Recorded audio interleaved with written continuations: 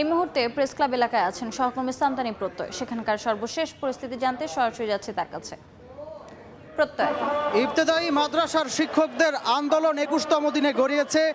আন্দোলনের এ পর্যায়ে শিক্ষকরা যমুনা অভিমুখে একটি লং মার্চ কার্যক্রম শুরু করেছিলেন। সেই লং মার্চটি প্রেস ক্লাব থেকে একটু সামনে আগানোর পর সেটি পুলিশি বাধার মুখে পড়ে।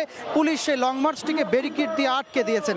আমরা দেখতে পেয়েছিলাম কিছুক্ষণ আগে শিক্ষক নেতারা এখানে কথা বলছিলেন এই ব্যারিকেডের ওপর থেকেই, এই অবস্থান কর্মসূচি থেকেই। সেখান থেকে পুলিশ তাদেরকে বারবার অনুরোধ করছিলেন যে সরকারের সঙ্গে বা সংশ্লিষ্ট কর্তৃপক্ষের সঙ্গে কথা বলা হচ্ছে এবং তাদের দাবিটি যাতে দ্রুত মেনে নেওয়া হয় সেই বিষয়টিও এখান থেকে পর্যালোচনা করা হচ্ছে।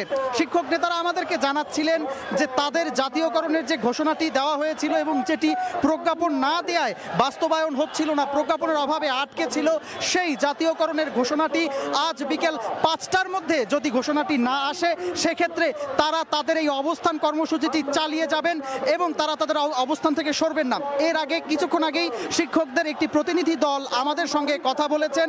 শিক্ষকদের সেই প্রতিনিধি দল আমাদেরকে জানান যে কিছুক্ষণ পর তারা শিক্ষা মন্ত্রণালয়ে যাবেন।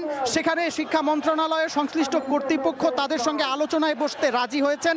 তারা অপেক্ষা করছেন যে শিক্ষা মন্ত্রণালয়ের প্রশাসন যেহেতু তাদের সঙ্গে এই ২১ দিন পর অবশেষে দু দফায় পুলিশের সাথে সংঘর্ষের পর অবশেষে যখন তাদের সঙ্গে আলোচনায় বসতে রাজি হয়েছেন, সেহেতু তারা আশাবাদ জানিয়েছেন গণমাধ্যমকে।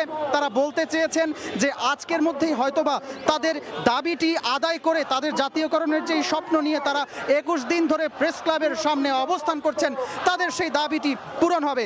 এর আগে আমরা দেখেছি এই আন্দোলনের শিক্ষকরা দেশের বিভিন্ন প্রান্ত থেকে এসেছেন। তারা এই প্রেস ক্লাবের সামনে ২১ দিন ধরে অবস্থান করে তাদের জাতীয়করণের দাবির পক্ষে স্লোগান দিচ্ছিলেন, বিক্ষোভ করছিলেন। আজ সকালেও আমরা দেখেছি বেশ কয়েকটি রাজনৈতিক দল, জামায়াতের একটি প্রতিনিধি দল, গণ অধিকার পরিষদের একটি প্রতিনিধি দল শিক্ষকদের সঙ্গে এসেছেন, সংহতি জানিয়েছেন এবং বলেছেন শিক্ষকদের আন্দোলন কেন করতে হচ্ছে বা একটি দেশে বৈষম্যহীন সরকার থাকার পরেও কেন শিক্ষকদের রাজপথে নামতে হচ্ছে সে নিয়ে রাজনৈতিক দলগুলো প্রশ্ন জানিয়ে গেছেন। আমরা দেখতে পেয়েছিলাম কিছুক্ষণ আগে এখানে শিক্ষক নেতারা শিক্ষকদেরকে আশ্বস্ত করছিলেন যে আজকের মধ্যেই মন্ত্রণালয়ের সঙ্গে কথা বলে তাদের যে আকাঙ্ক্ষিত জাতীয়করণের দাবি সেই জাতীয়টি বাস্তবায়ন করা সম্ভব হবে। তবে কিছুক্ষণ আগেও এখানে আন্দোলিত শিক্ষকরা যারা এখানে অবস্থান কর্মসূচি পালন করছেন তারা কিন্তু ঘরে ফিরে যাওয়ার যে আশ্বাস বা এখানে শিক্ষক নেতারা যে আশ্বাস দিচ্ছিলেন ঘরে ফিরে যাওয়ার, সেই আশ্বাসে তারা সন্তুষ্ট নন। তারা প্রজ্ঞাপন ছাড়া ঘরে ফিরে যাবেন না বলে জানিয়েছেন। এই ছিল প্রেস ক্লাব থেকে আমার কাছে সবশেষ। সরাসরি যুক্ত ছিলাম জাতীয় প্রেস ক্লাবে।